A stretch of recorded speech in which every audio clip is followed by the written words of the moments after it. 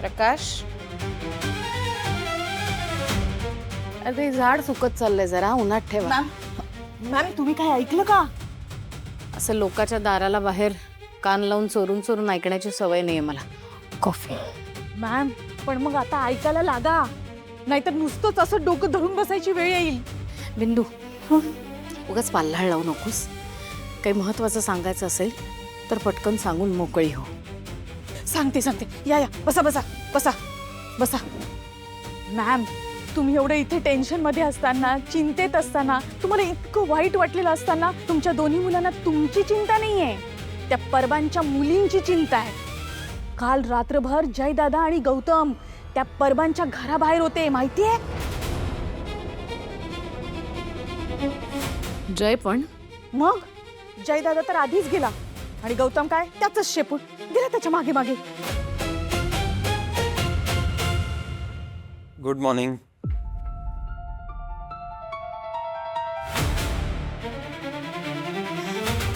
सगळ्या meetings room मधनच करणार आहे माझ्या.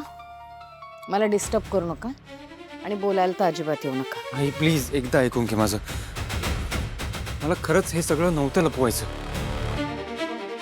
बास करा ना तुमची सगळी नाटकं. काल एवढं सगळं झाल्यानंतर सुद्धा आपल्या आईला काही त्रास झाला का, आईने गोळ्या घेतल्या का, छान झोप लागली का, अजून त्रास, याच्याशी काहीही घेणं देणं नाही आहे तुमचं. त्या परबांच्या मुली एकट्या पडल्या असतील, त्यांना काय वाटलं असेल हे महत्त्वाचं आहे तुमच्यासाठी.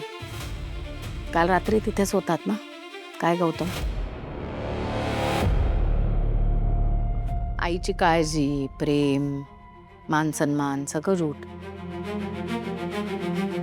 मुलं मोठी झाली, आपापले डिसिजन्स स्वतः घ्यायला लागली की आई आणि आईचं वाटणं सोयीस्करित्या विसरून जातात. हो ना साक्षी? असं काही नाही आई, आणि तुलाही माहिती आहे, तू आमच्यासाठी खूप महत्वाची होतीस, आहेस आणि कायम राहणार आहेस. प्लीज हे असले गैरसमज नको करून घेऊस. ओके. मॅम आई मॅम अहो, प्रकाश मॅमची कॉफी वरती पाठवून नकोय मॅम.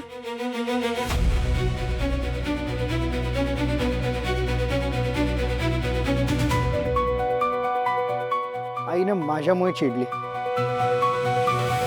आणि तुला पण हे सगळं माझ्यामुळेच भोगावं लागतं.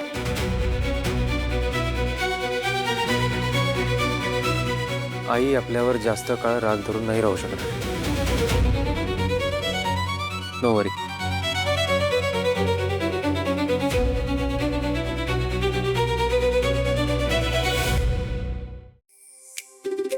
तुमच्या पेशंटचे वायटल्स रीडिंग्स नॉर्मल आहे, तुम्ही आता भेटू शकता.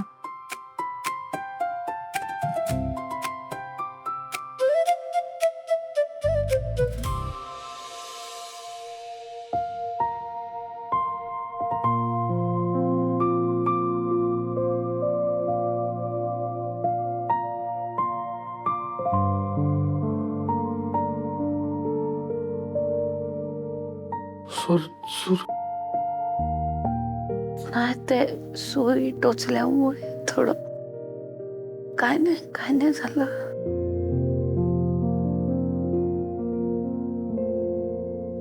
अशी कशी बायको आहेस ग तू?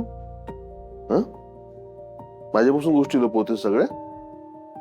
तुला याच्या आधी पण अटॅक आला, हे का नाही सांगितलंस तुम्हाला?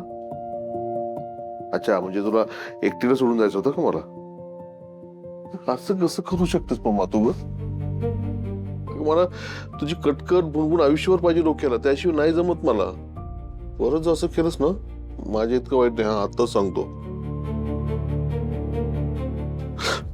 नको, इकडे ठेव. मुली कुठे आहेत? रागवलात ना त्यांच्यावर?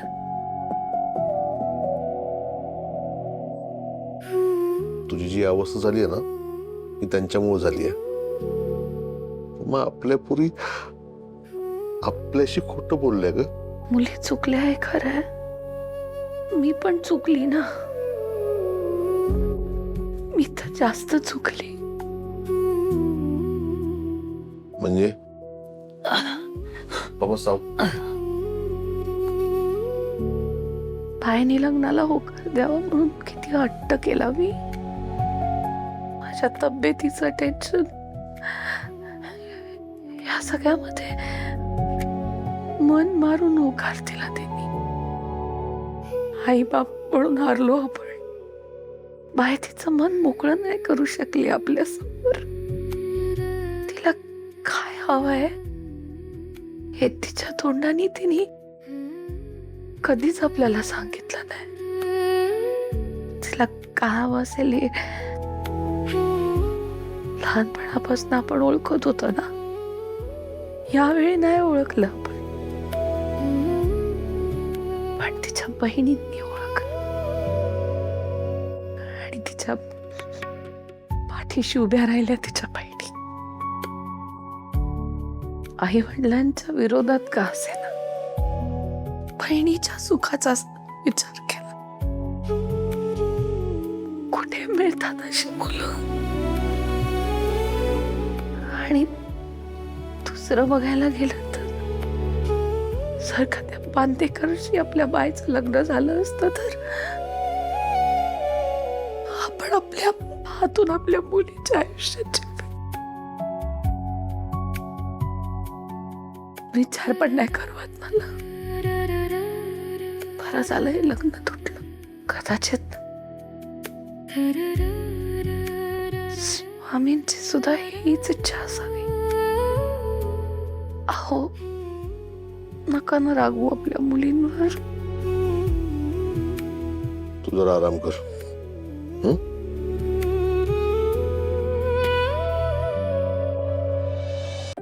पोटभर खा. मी चहा करून येते. चा.